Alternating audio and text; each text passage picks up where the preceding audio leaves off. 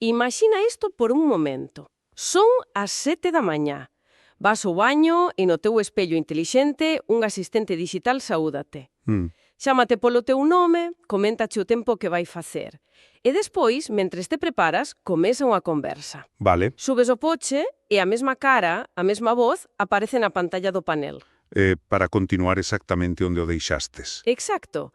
Chegas á oficina e está no teu ordenador agardando. Non son 3 aplicacións distintas, senón a mesma entidade coa mesma memoria, a mesma personalidade. Sempre a mesma. Pois ben, esta visión futurista, pero que parece sorprendentemente próxima, é o centro da nosa análise de hoxe. Temos sobre a mesa un material moi interesante sobre un proxecto chamado OpenHuman.ai e preséntano cunha etiqueta moi potente. Unha App Store para humanos digitais. Unha App Store, sí. E o que imos facer hoxe é mergullarnos a fondo para entender como pretenden construir exactamente esa visión. O fascinante aquí, se o pensamos, é que as pezas clave para isto xa existen. Sí, Claro, pero existen de forma illada, como illas. Temos os cerebros de IA, os modelos de linguaxe como ChatGPT, temos voces casi perfectas con tecnoloxías como as de Eleven Labs, indistinguible, sí. e temos as caras con CGI, MetaHuman, que son fotorrealistas, pero non están conectadas. E aí está o problema. Aí está o gran atranco. O que na documentación chaman o nó de botella final, O movemento. o movemento. Como faz que un avatar digital se mova de forma natural, con xestos que estén sincronizados coa fala, que respondan ao contexto, que transmitan emoción. Claro. Sen eso, os avatares actuales, por moi bons que sexan, séntense rígidos, sen alma.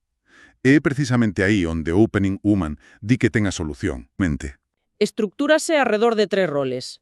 O creador, a plataforma e o usuario final. E o que o sostén todo é un modelo económico moi claro, inspirado nas tendas de aplicacións que todos coñecemos. O famoso 70-30. Exacto.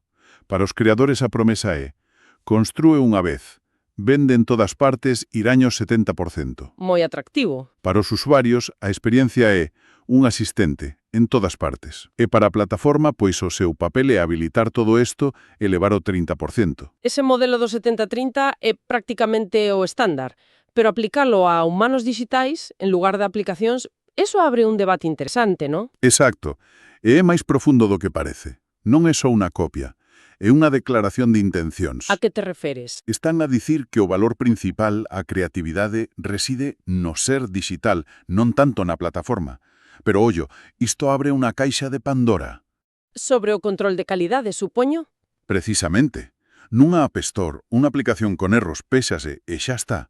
Aquí, un erro nun humano digital podería ter consecuencias de comportamento, moito máis complexas, ou incluso éticas. É un territorio completamente novo, sí. Totalmente. Deixando iso de lado por un momento, imos ao lado do creador. Que é o que achega exactamente? O material deixa claro que non é só subir un modelo 3D. Non, para nada. Un humano digital completo, segundo eles, ten 3 componentes. Personalidade, apariencia e comportamento. Sí.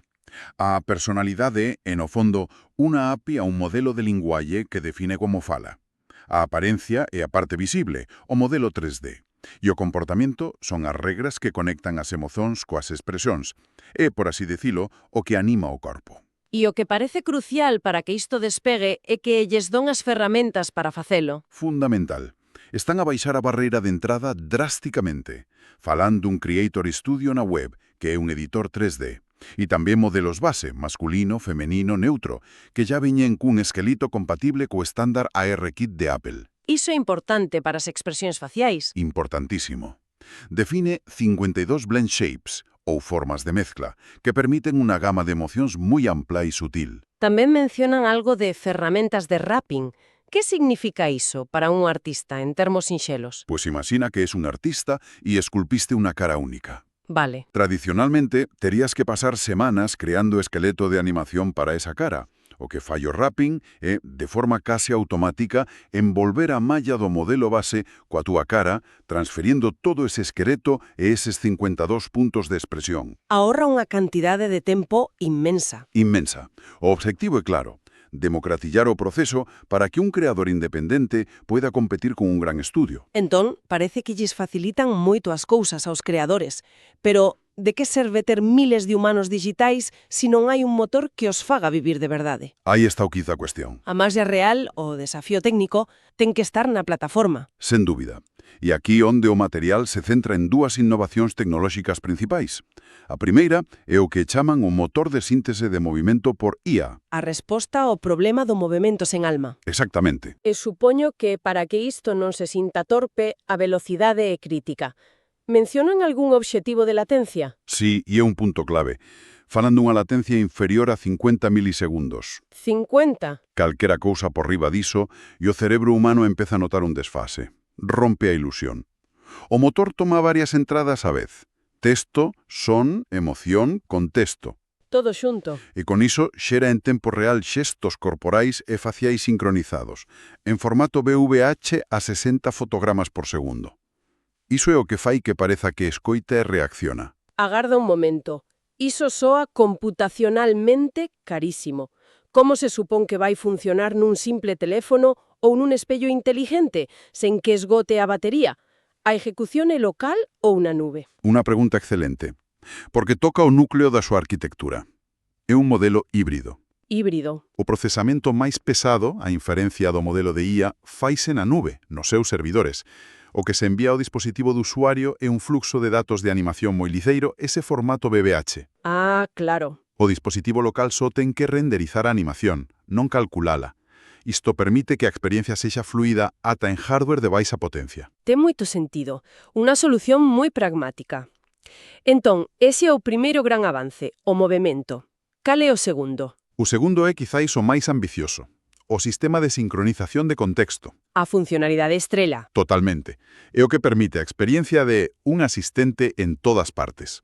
É, en esencia, unha única memoria persistente na nube que se sincroniza en tempo real, por debaixo dos 100 milisegundos, entre todos os teus dispositivos. E cando din contexto, a que se referen? Non é só a conversa, verdade? Non, é moito máis. Sincronízase a memoria conversacional, claro, as últimas 100 quendas e un resume histórico. Pero tamén o perfil do usuario. Nome, hábitos, preferencias. Tamén o contorno. A hora, o tempo, a localización. E, finalmente, o estado do usuario, o seu humor, a súa actividade e ata o tipo de dispositivo que está a usar. Vaya, eso é exhaustivo. Sincroniza desde os teus gustos ata o teu humor. É increíblemente potente, pero tamén soa un pouco invasivo. ¿Mencionan algo sobre privacidade? Sí, abórdano. Subliñan que o sistema está deseñado para cumplir con normativas como GDPR. A idea é que los datos son do usuario, que pode exportalos ou eliminalos. Vale. E mencionan modos de privacidade para dispositivos públicos. Pero está claro que o modelo se basa nunha confianza fundamental entre o usuario e a plataforma. Un pacto, digamos. Un pacto. Gústame esa palabra. Ben, falamos dos creadores e da tecnoloxía. Pero, como se traduce todo isto na experiencia do usuario? Creo que o mellor é velo co exemplo práctico que describen. Imos seguir un día na vida de alguén que usa Aime. Imos aló. Comezamos ás 7 da mañá. Na casa, Aime saúda dende o espello intelixente do baño e recórdale unha reunión importante no portátil ás 9. Unha interacción corta e útil. E aquí xa vemos o motor de movimento. Non é un texto nunha pantalla, é unha cara que se actualiza. A tecnoloxía faise casi invisible. Exacto. Ahora son as 8, no coche. A mesma Aime aparece na pantalla. Non empeza de cero, senón que retoma a conversa sobre a lista da compra. Isto é a sincronización de contexto en estado puro. A memoria saltou do espello ao coche en menos de 2 segundos. O fío da conversa non se rompe. A viaxe continúa. Chega á oficina ás 9. No PC, Aime xa está aí, mostrando as tarefas do día. E ás 12:30, na hora do xantar, o usuario está nunha parada de autobús. E aquí ven o interesante. No seu teléfono, Aimei, consciente da súa localización e preferencias, suxérelle un restaurante de comida vietnamita que está a 200 metros. Fíxate na sofisticación. Non é unha suxestión xenérica. Combina a localización, a hora do día e o perfil de gustos do usuario aprendido. É algo que un asistente de voz normal non podería facer con tanta precisión. Imposible. Moi bo punto. Pola tarde, ás 6, para no supermercado. Nun quiosco, inicia a sesión con un código QR e Aimei aparece na pantalla grande, mostrando a lista da compra. E de novo, a adaptabilidade. O quiosco é un dispositivo público, polo que a IMEI entra nese modo de privacidade. Mostra só a lista, non datos persoais. E, para rematar, ás 8 da noite, na casa, acende a Smart TV, Aimé dalle a benvida e suxérelle un par de películas para relaxar, quizás porque sabe que a reunión das 9 foi estresante. O que acabas de narrar é a demostración perfecta do que queren conseguir. Se o analizamos, destacan 4 puntos. Primeiro, a ubicuidade. Estuvo en máis de 7 dispositivos.